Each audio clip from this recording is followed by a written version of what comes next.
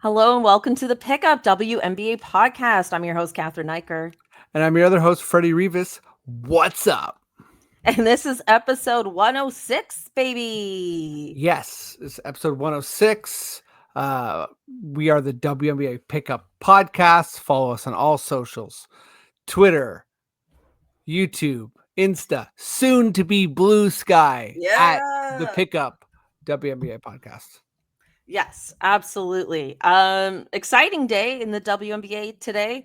We had the draft lottery. And congratulations to the Dallas Wings for winning the Paige Bueckers sweepstakes, essentially. Massive. Pretty wild stuff. I didn't expect it to be, I mean, I don't know who I expected, but I wasn't expecting Dallas maybe, but congrats to them. Arike Agumbawale reacting with an amazing tweet, basically saying thank you, Lord, like fell to her knees kind of thing with a bunch of emojis. Really great stuff. Rounding out the top four, we've got the Sparks second, Chicago Sky third, and Washington Mystics fourth. I was like, man, does Washington need a number one pick? But they round out the top four. I had that exact same feeling where I was like, can we throw Washington a bone? I also had the feeling where could you if you're the WNBA and you're like, okay, we have to like pressure these owners who aren't really like bringing it as much as some of the other like big time owners. And so Indiana gets Caitlin Clark. Dallas Wings, one of the smallest stadiums in the W, gets Paige Bueckers. Like that is both of those franchises. Like this is such an absolute gift to your franchise. Like just absolute like here is like money on a platter. Yep. Because I think for anyone listening to this podcast who maybe you're a W fan before college, or you're not super into college, or you're kind of you're on the newer side, you probably even still know Paige, but like she's a massive deal. There's been a lot of debate about whether Paige is better than Caitlin Clark. I personally don't think she is, but I think that like she is like of that franchise, city, landscape altering level talent. Player, yeah. And she's also a different kind of player too. Like they're not the same position or anything. So I feel like those kinds of comparisons tend to fall apart pretty quickly. But yes, yeah, absolutely huge for Dallas. I wonder, I got to look up their roster right now. Like, to what degree do you think this team's going to just change overnight? Right? Because I feel like, they've got Arike Gumbawale, they got Satu Sabale, I mean, now they're going to add Paige to the mix.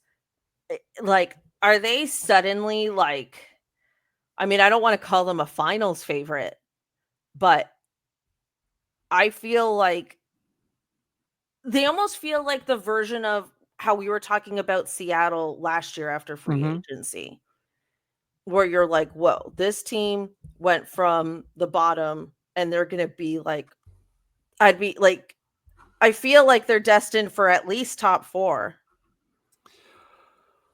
yeah, you know what? So I was gonna say I have a super bold take, but I think yours is Give it. bold. I think yours is bolder Okay. because I don't know if I see them as a top 4 team. But yeah, Dallas was. What did they finish the year before last? Were they 4th or 5th? They had a really just gigantically disappointing year this year. Yeah. Sort of inexplicable. They had some injuries too, but yeah. Some injuries.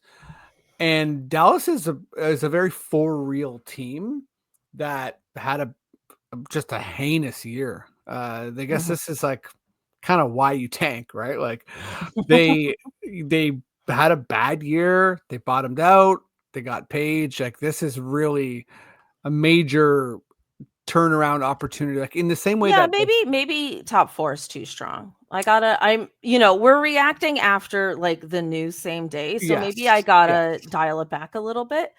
But Well, yeah, off the top of my head, like, Storm, yeah, there's still the top 3 are still the top 3. Storm Lynx, Liberty, like Storm. for sure.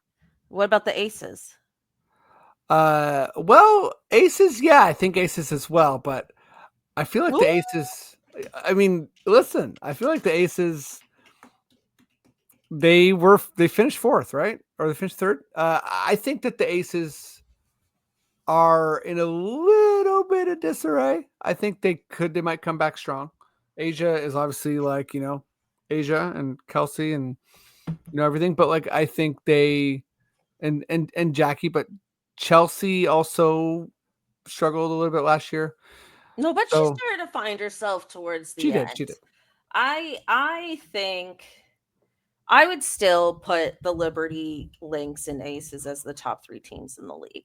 But 4 through 7, let's say, that's a toss up, right? Because you've got the Storm, you've got the Fever, who I imagine will be, better than last year, let's say, or Yeah, just right. as good. I think Fever being like top 6, like worst case scenario. Yeah. And then I feel like you got to put the Wings there. And then you've got a lot of other question marks, right? Like the Atlanta Dream had a lot of bad injuries, but I think they're a better team healthy than what their record showed last year. I don't know. I just think like it puts Dallas in the mix in a very intriguing way. And I do feel like Paige is like WNBA like ready. Like I Well, don't like yes, it's not going to very be some much. sort of like rough transition or anything like that with her. I think she's ready. And to your point, I feel like I made you rethink the top, the top 4 thing, but I actually am kind of with you the more we talk about it, because the Wings are a really good team. They're not like the Fever were young and they lost like went 1 for 9 in their first 10 games. Mm-hmm. Obviously after the Olympic break were incredible, but Mm-hmm. that's not the Wings. The Wings are incredible, and the Wings are not incredible. That's not. They had a bad year. They had a very bad year, but they have a lot of veteran talent. So Mm-hmm. to add Paige to that team, they could be incredible pretty quick. I want to see this franchise grow because for a lot of years on this podcast, we've been scratching our heads like, what is Dallas doing? Not Mm-hmm. in terms of the players, but in terms of their organization. Like, what are you doing to really build around Enrique? Like, what are you doing to try and win with this generational talent? And now they've added a second generational talent. And yeah, I'm really excited for them. Like I think this team's going to be really good. They're definitely going to be in the playoff mix. I want to see them, be in position where we're at least talking about them making a run. I think that would be really exciting. And I'm just excited for them. We've got, like I said, we've got the Sparks, second, Sky, third, Mystics, fourth. Freddie, do you have anything else to say about Dallas before we round out the rest of the picks? No, I'm good on Dallas. Okay. We've got Golden State fifth, which we know is part of the draft lottery situation. Yeah. That the new franchises are getting the fifth pick. The Mystics do also have the sixth pick, which is interesting. And then rounding it out, the Liberty at 7, which is pretty high for a championship team. Fever at 8, Seattle Storm at 9, Chicago again at 10, Lynx 11th, and the Phoenix Mercury 12. Aces don't have their pick because I believe, is this the pick that they lost from some sort of punishment from them being bad and Yeah, is this needing the Judge Judy, as I've said a couple weeks ago? is this I didn't know it was a first round pick. Is this from the Becky Hammond thing? That's what I'm thinking. Because Although it's like, wait, which Becky Hammond thing now? Like there's a From couple. one of the Becky Hammon things. Yeah. Damn. That's Yeah. Because like, it's not like they did some sort of blockbuster trade, right? I mean, they've always prided themselves on like building up the team. and if you're the Aces too, like you need like, for lack of a better word, like some cheap talent. Like you need someone who can come in and make a difference and isn't demanding, isn't messing with your salary cap. Yeah. But all that's going to change this time next year. It is. Also, I think, I can't believe this hasn't worked its way into the conversation, is what in God's name is his draft going to look like after this special Golden State draft? Mm-hmm. So like half the players we're talking about might, if they're not like protected players or whatever, like things are going to look very, very different when Golden State basically takes the best player available from every team. Yeah, I think Kate Martin's going to become a Valkyrie.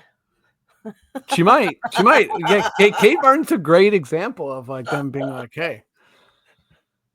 Yeah, you're young, you're good. You don't get enough minutes. Let's go. You haven't hit your This is ceiling so yet. cool. This is so cool that we get to watch a team.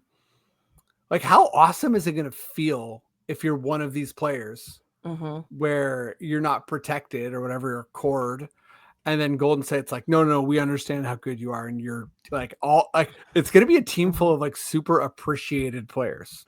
I also like, have no one's going to feel another. slighted, Yeah, I have another just shot in the dark pick for who I think will also become a Valkyrie. Sure. This should have been a topic. This is fun. Oh yeah. I mean, Vandersloot. I think Courtney Vandersloot's going to become a Valkyrie. That's interesting because she won't be cord probably. Mm-hmm. Because if you're the Liberty, why am I blanking out? They have to core who is it? The European, who's a rookie season? Phoebich. Phoebich is like cord for sure, right? Has to be. Yeah, because I mean, she kind of took her spot this year. She just straight, she took her spot for sure. And, she won her championship with them, which is awesome, but she's in the later stages of her career. But I think if they build like a young team and then they have this veteran point guard, that could be super interesting. I'm looking up when the special draft is. I thought it was in late November. So like, is it soon?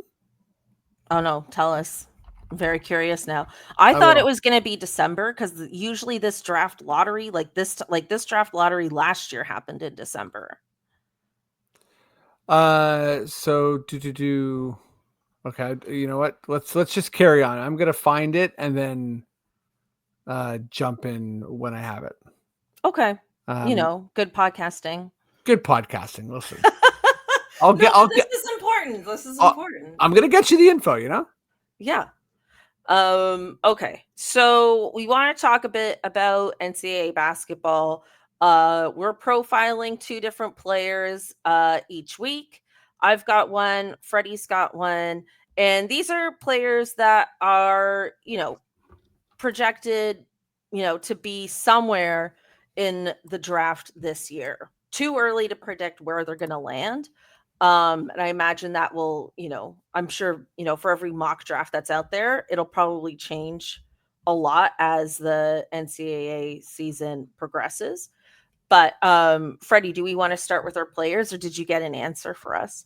I got an answer December 6th. So okay, I was right. Yeah, you were right. But I feel like I knew it was coming up. So we have 2 podcasts until December 6th. We simply must do a full exercise of who we think it is, because also it's never going to, we talked about this before, but it's never going to come out.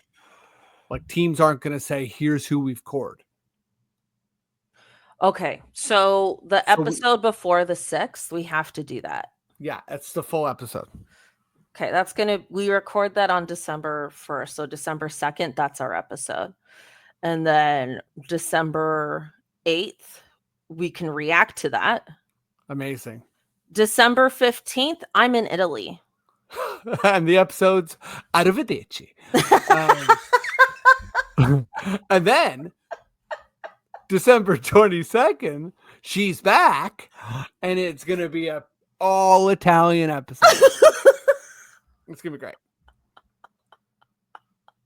Are we going to do an episode on the 22nd?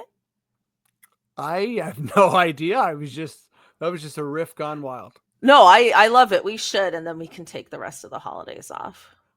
There we go. That's exciting. We'll be doing podcasts on Christmas Day, Christmas Eve, New Year's Day. You forgot Boxing Day. Well, listen, I left Boxing Day out because I know we got a lot of American listeners who are like, "What'd you just say?" And that's because it's Canadian. They don't have Boxing Day. They don't have Boxing Day? They do not. They have Black Friday, which is much bigger and better. And it's. But we also have Black Friday now. We also do, yes. But which makes sense because our stock market also crashed. Cheers.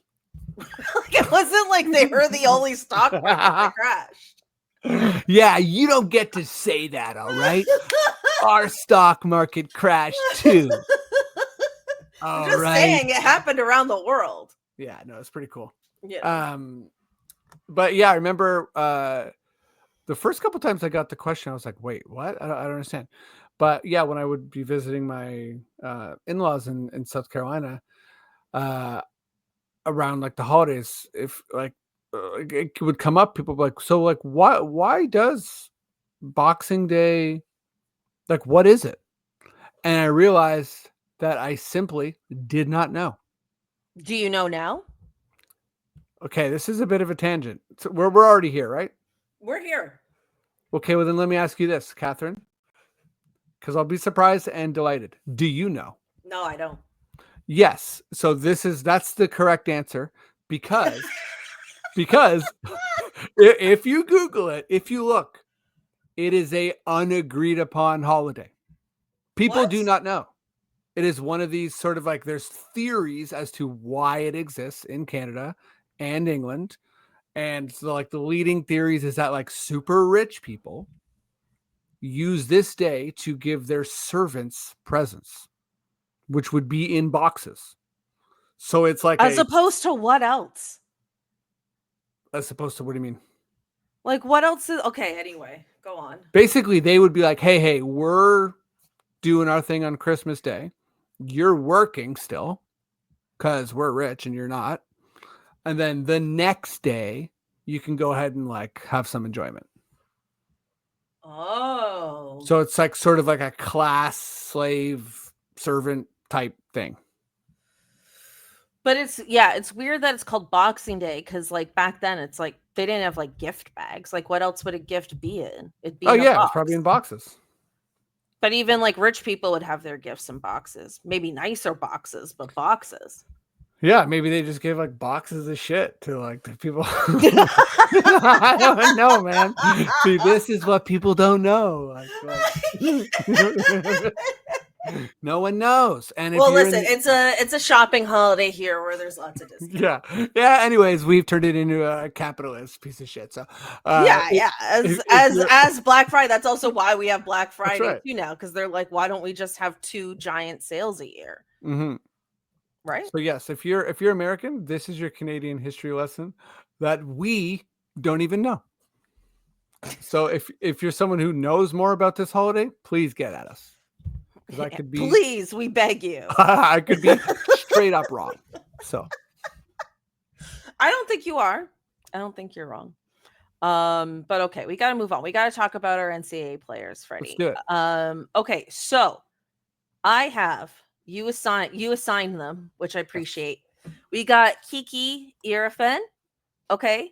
She is a senior with USC, Juju Watkins' teammate, and she's absolutely incredible. She's averaging 17 points, 7 rebounds, 1 assist, but she's shooting 54% from the field. So that's absolutely awesome. She's going to be a high pick this year. I think she does, not to discredit her or anything, absolutely benefits from being Juju Watkins' teammate in that she gets a lot of like she gets a lot of great passes.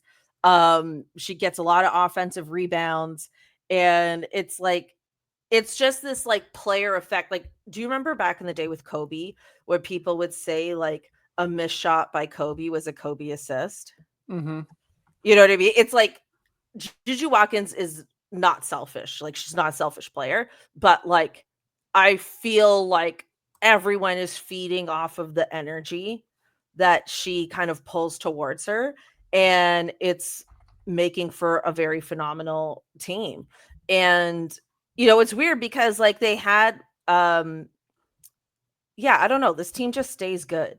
They just stay good, and I'm really excited for her. That's my analysis so far. I mean, we're only a couple games in, so we're gonna get to watch these players a lot more too. I too, by the way, have a player that's like feeding off of an absolute great, and it's amazing as well. I should say, just looking at ESPN's mock draft. So Kiki Iriafen is the reason we're exploring, like we're getting to know these players because we're going to hear their names a lot. She's a 6'3" senior, and she's slated to go second overall to the Oh, Sparks. amazing. Yeah, so now that we don't know like who's gonna, who's drafting where, like that, this is sort of gonna like, I think we're gonna get to see like how teams are thinking. So my player is Azzi Fudd, who gets to, she gets to play with Paige Bueckers, right? So you watch a UConn game, Paige Bueckers is going insane, and she's just like lighting it up. But we talked about Paige, we talked about Juju, and I feel like it's like that happened to Kate Martin, right? Like that happened to people who played with Caitlin, and like this is like, yeah, if you're in proximity to greatness, you get a lot of shine. This is something that's happened all throughout like NBA history and W history, I'm sure as well. So but yeah, watched a little bit of Azzi Fudd. The numbers, by the way, are not popping out, at least right now. Like she has higher averages. Like, so last year her averages were much more impressive. Right now, sort of a slow start. So 30 minutes a game, 11 points a game. Again, only 2 games, 2.5 rebounds, 2.5 assists, a steal. So she's a 5'11" guard. She's great. I think also a part of this that we talked about last week is, again, we're really early into the season. There's not really these major like marquee matchups, right?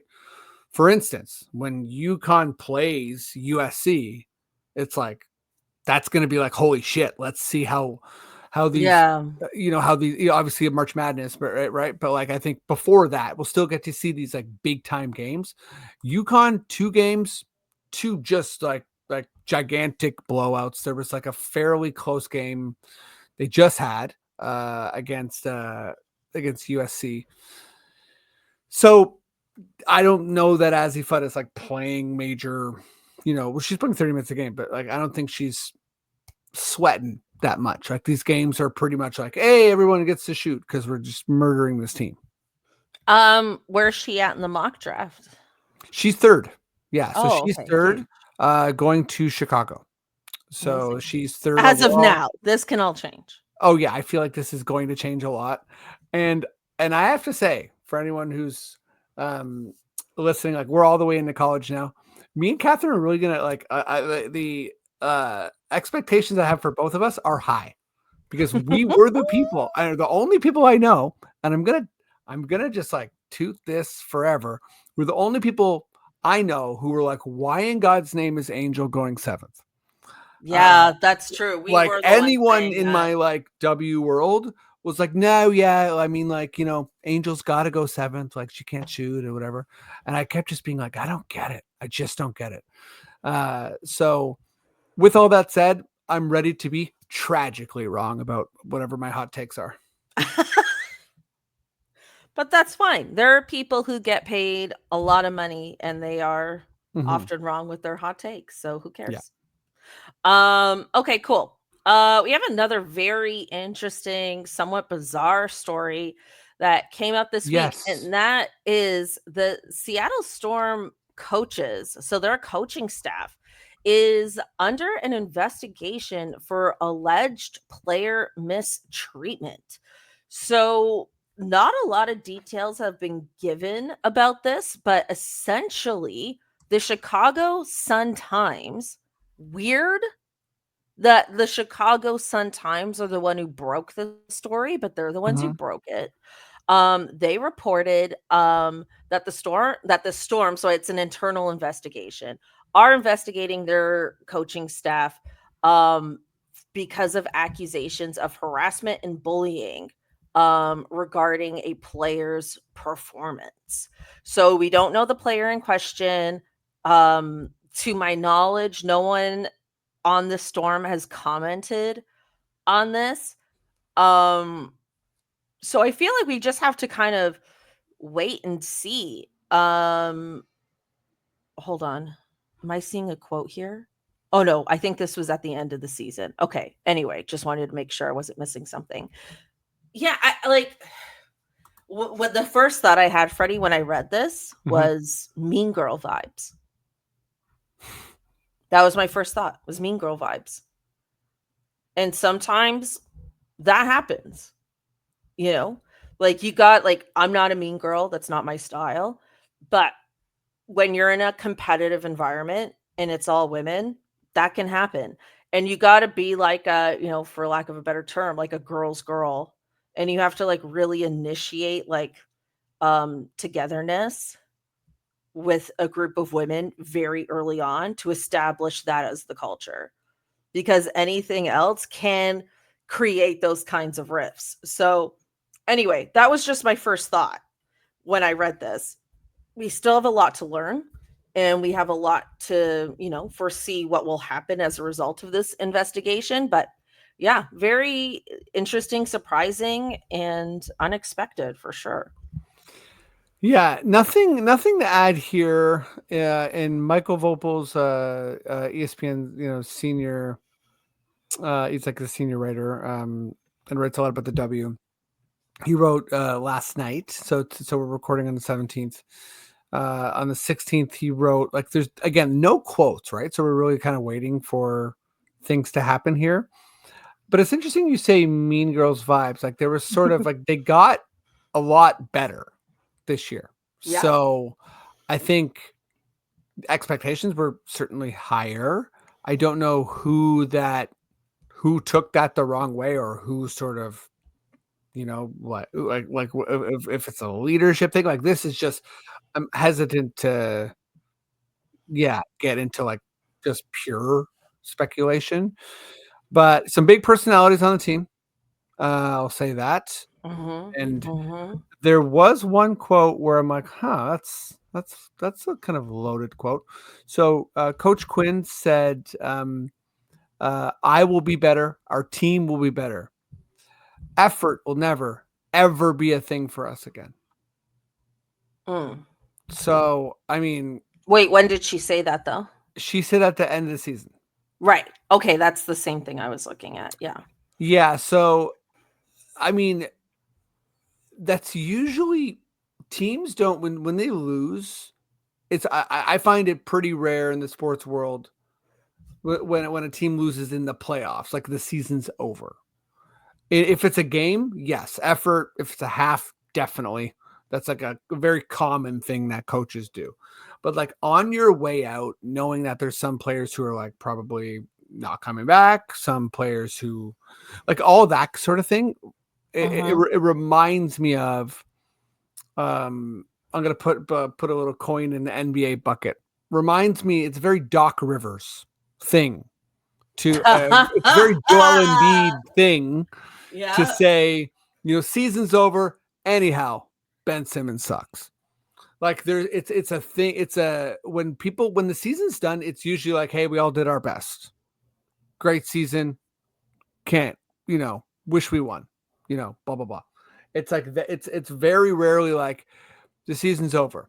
Some people didn't try. Yeah, See you that's later. It's like, that's whoa. really that's interesting because I don't recall.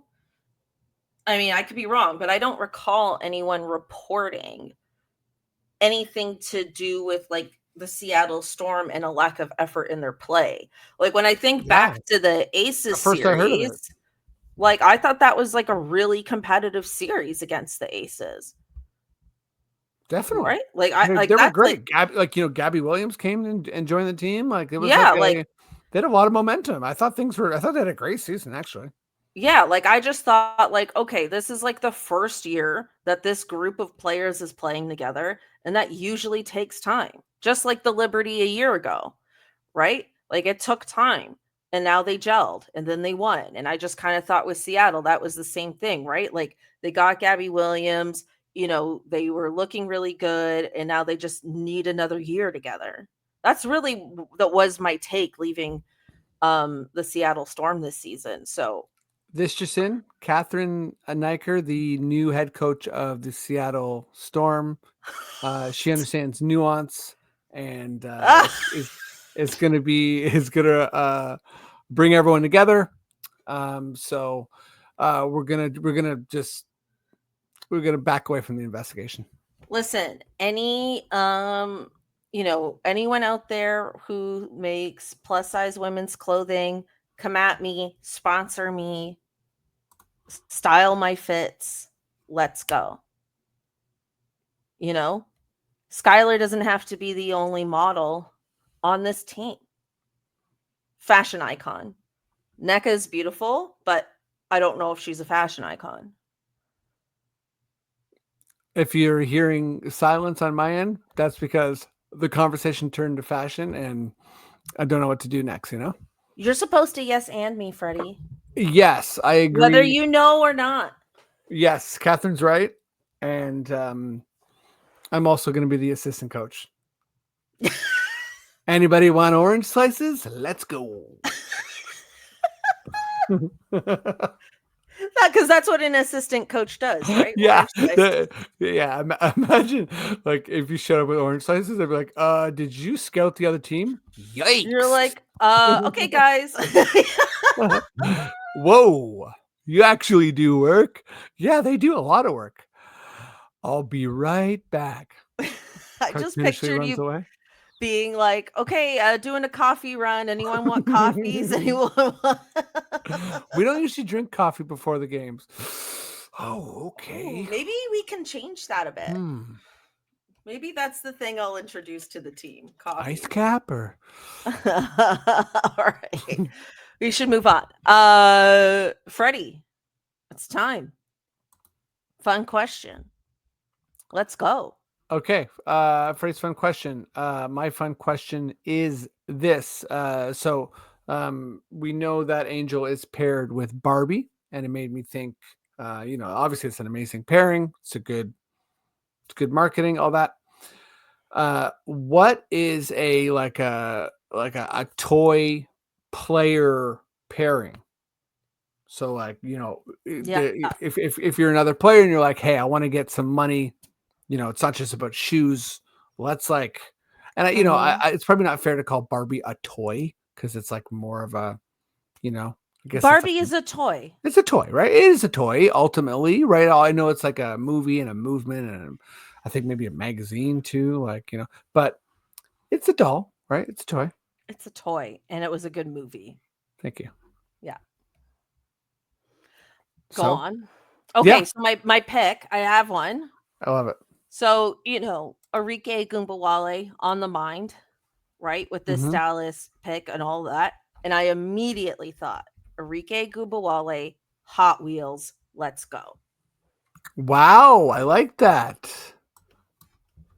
What's the reasoning? Hot Wheels, not just for boys. Okay, this is good. Arike would look so badass behind any Hot Wheel come to life.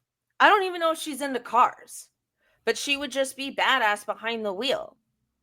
Or even, playing with some kids with Hot Wheels, like whatever. Her and Hot Wheels just goes together for me. And I want to see it happen. And I think it would be super cool for Hot Wheels to have a spokesperson that isn't male. I mean, they could have male spokespeople too, right? But it could be like, a variety of people, not just, a person or a type of person. Enrique. I love it. That's fantastic. Kathy, we're here. Call us. Kathy, we're here. We got ideas. Now we can say Mark Cuban. We're here for we got ideas for Dallas. Oh yeah, Mark Cuban. He's, I don't know if he's involved, but he's connected. He's connected. He's a Dallas. He's in the Dallas Fort Worth area. There you go. Here we go. So mine is a coach. Oh my God. Coach Reeve. Cheryl Reeve. Yeah. Gonna get you an Etch-a-Sketch. Oh my God, that's so tough. Etch-a-Sketch. Let's go. You know what I mean? Like drawing up the plays with an Etch-a-Sketch? Drawing up the plays with an Etch-a-Sketch. That would be a very funny skit. Right? If we were writers on SNL, that's what we'd pitch. That's right. And people coach would be like, drawing up a play on an Etch-a-Sketch. But people would be like, this is and they'd really be like, neat. wait, but who, like, is that line me or no, you're the little dot over there. Okay. Yeah.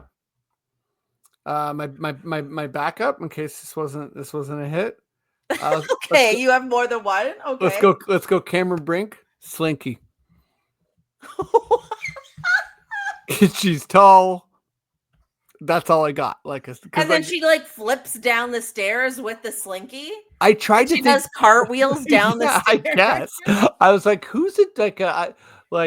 She's tall. That's all I got. She's she's thin. I don't know if she's I don't even know if she's flexible or if she's because I feel like whoever's. We have technology for that.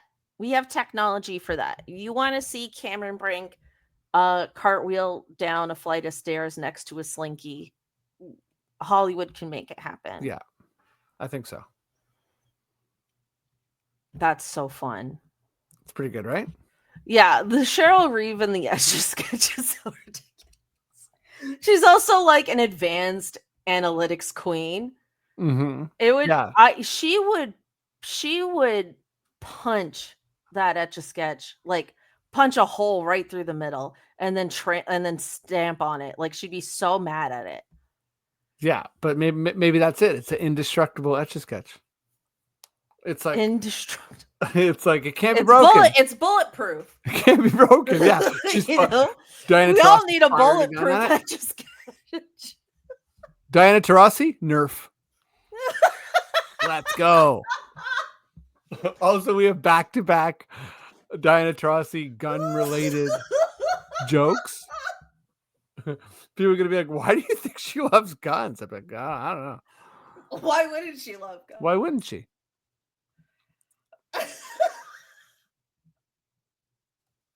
Yeah. She needs Nerf. Oh my God, you're killing me with these. I thought of just one. Now you're on a roll. Yeah, I mean, listen, Liz Campage, Rock'em Sock'em. You know what I mean?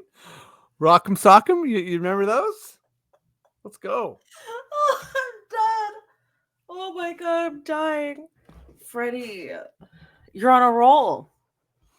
What's that? I was trying to think about one. What's the damn? It's just like a ball and a paddle. What's that called? I don't know, but I know what I'm talking about. It's like a string. Yeah, of course. Yeah. I don't even know who that's good for, but you just thought of the toy. I was like, come on, someone's got to bring that thing back. That might be you, Freddie. That might be your toy to endorse. All right, maybe we should wrap it up. Let's do it. Thank you everyone for listening and tuning in. Hope you enjoyed this episode. We'll be back next week. Again, remember, like and subscribe, tell your friends, all that good stuff. We appreciate it so much. Thank you again, and we'll catch you next time. Sweet. Thanks, everybody. Bye. Peace.